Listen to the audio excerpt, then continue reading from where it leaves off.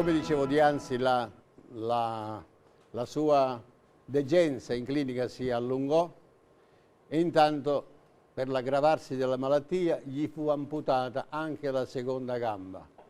Lo so che sono noti triste, però è giusto che la gente sappia chi è stato questo artista, questo grande musicista, come è finita la sua carriera.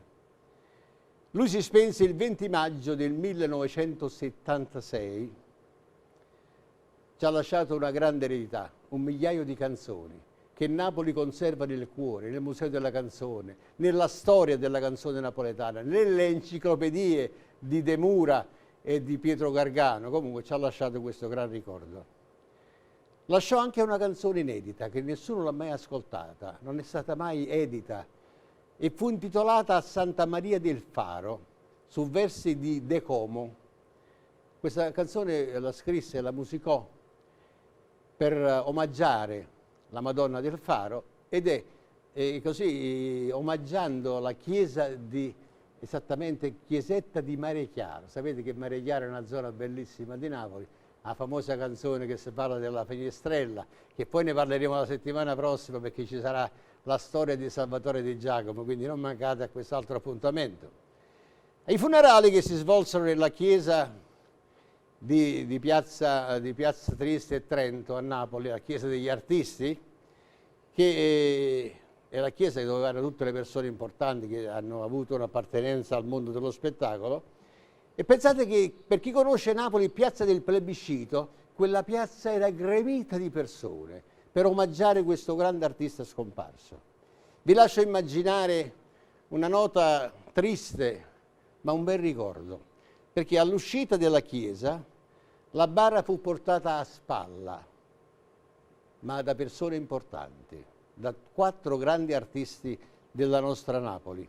Rispondevano ai nomi di Antonio Bonomo, Nunzio Gallo, Salvatore Zinzi e Pino Mauro.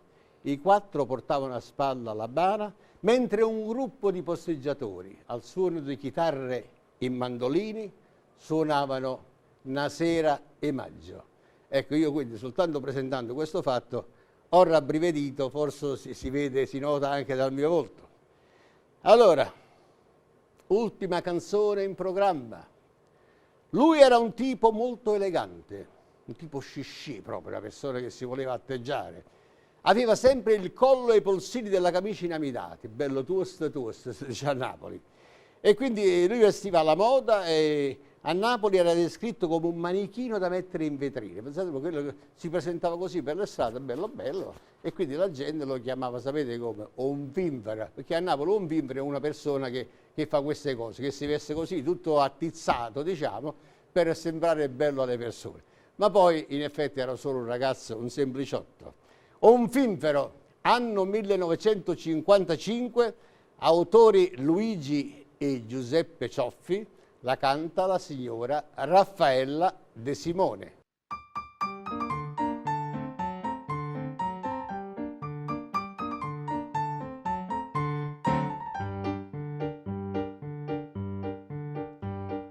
Chi le potesse stare in da meglio vetrina, chi le si può chiamare con le tue steppuzzine, e dico come va che Mariannina, che in da suo quartiere era regina, tutta giovinotta, tutto un manaro rit, sa mise proprio gusto e notte. Venite la verremo passo un vimbere, con quella imbusumati a capagliommere, e se dall'aria non m'ha martonata, ma non io verio l'ha già conosciuta.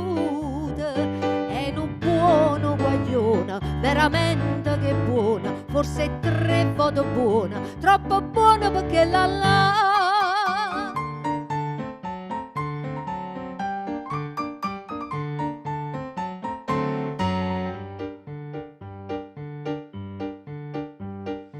che l'avevo pazzia e vabbè se capite, tanto sa da spassa quando poi si è spassata, gli afferro pupi o faccia una masciata, le dica giovino, cagnata strada, oliva focalla, con quella pollanghella, falla vatte casino pappavalla.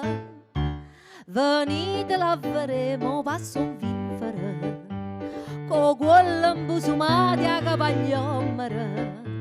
E se dall'aria non m'ha martonata, ma non ne ho veri l'ha già conosciuta. È un buono guaglione, veramente che buona, forse è 3 volte buona, troppo buona perché la la.